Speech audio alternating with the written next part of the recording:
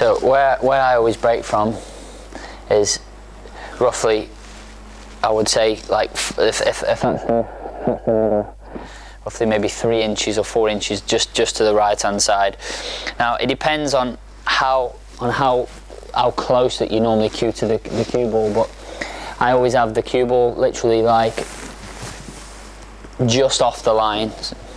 Cue ball back, and with the break it's all about timing. So as you pull the cue back, what you've got to do is when you hit the white, you've got to then push the cue through, keep going through with the cue, yeah?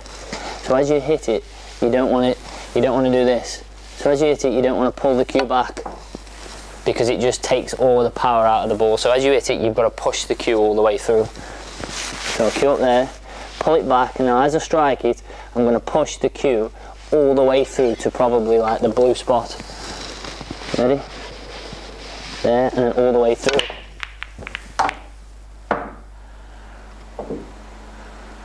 Which transfers the power from the ball into the front ball.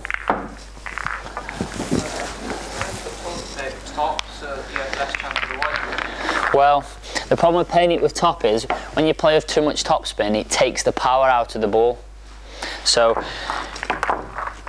and the same with too much backspin. If you hit it with too much backspin, then it takes all the power generated through the pack out of the cue ball. So it needs to be like a hard stun. The problem well, if you play with too much with too much topspin, you can still top into the corner pockets. If you play with too much backspin, obviously you can screw into the corners.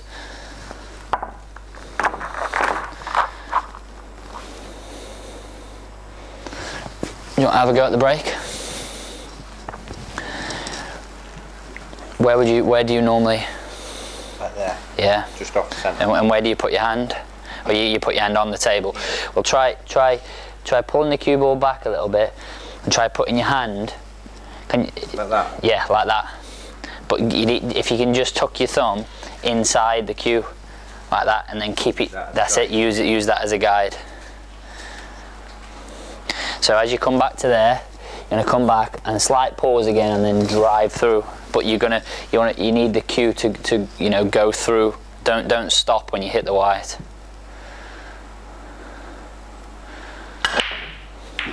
You hit them quite hard. It's quite a good break. Just have one more go.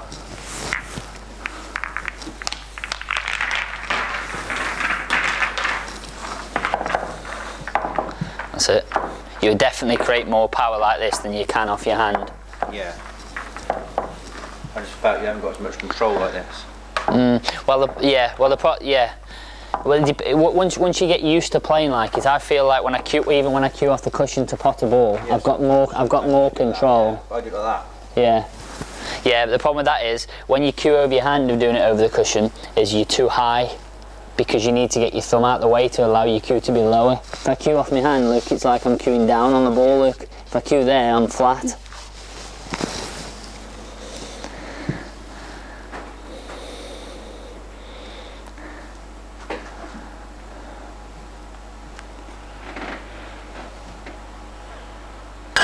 That's it, it's a good break. It's good. Hit them quite hard. You hit them harder that time than you did the first time. Next. Where do you normally break from? Just off centre. Try putting it just about there. Do you normally put your hand on the table, do you? Yeah. Yeah. See, let's try and drag it back a little bit. Now, like this, off the cushion. So, that's it. That's the one. Like that. Perfect. And then as you come back, pause right in your fingers, and then as you hit the ball, you're going to go right through and follow through with your cue. That's it. Look at that. That's got to be much better than you normally break off your hand, is it? Yeah. Let's try that once more.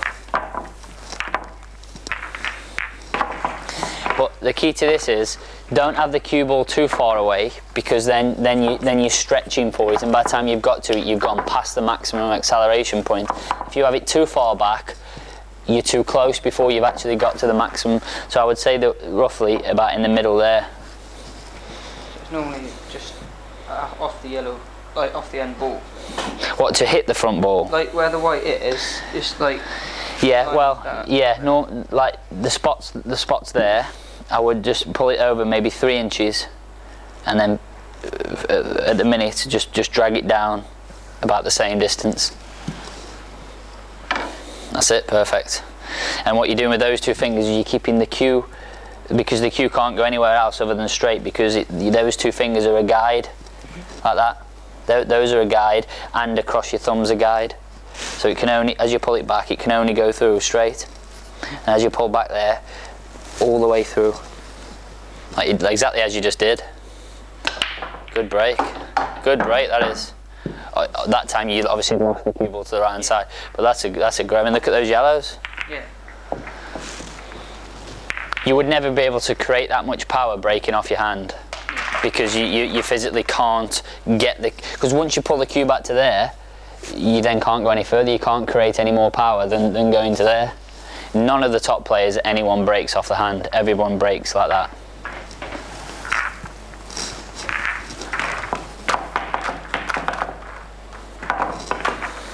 Next one.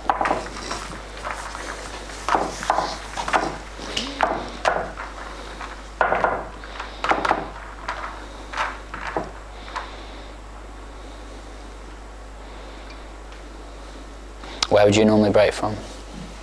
To be honest, roughly about. Roughly there. And do you break with your hand off there? Aye. Oh, you like that as well?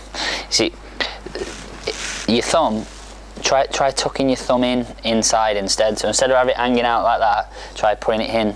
So Like that. yeah, so the cue runs against your thumb, and again, that's it, against those 2 fingers. Push your hand a little bit further forward so you grip, that's it there. And then, good break. It's a good break as well.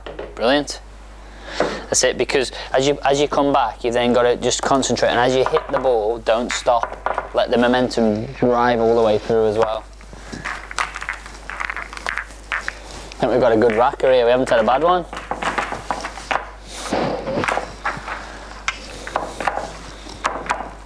But you know what I mean, if the cue ball's too far forward, you're sort of stretching for it by the time the cue's got to the ball. And if it's too far back, you're not hitting the ball at the maximum power.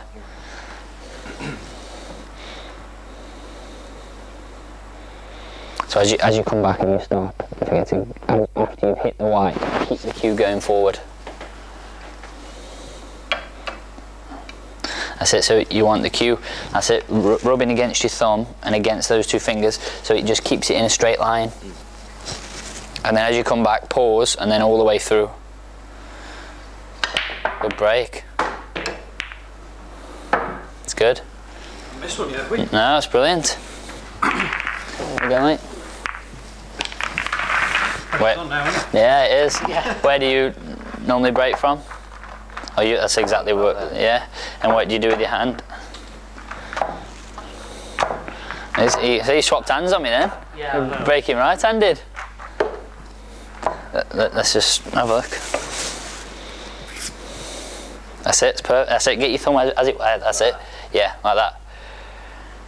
And then, obviously, you're gonna cue up nice and loose, and then as you come back, stop there, and then as you hit the white, keep the cue going through hard. Good break. Even though you didn't, you can hit him as good as you can possibly hit him and not make a ball. But when you hit him that well, you're going to make balls more times than you don't when you hit him like that.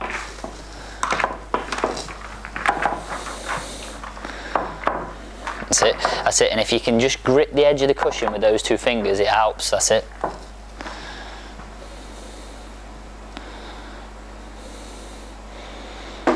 Main thing is as you go through, keep the cue going all the way through.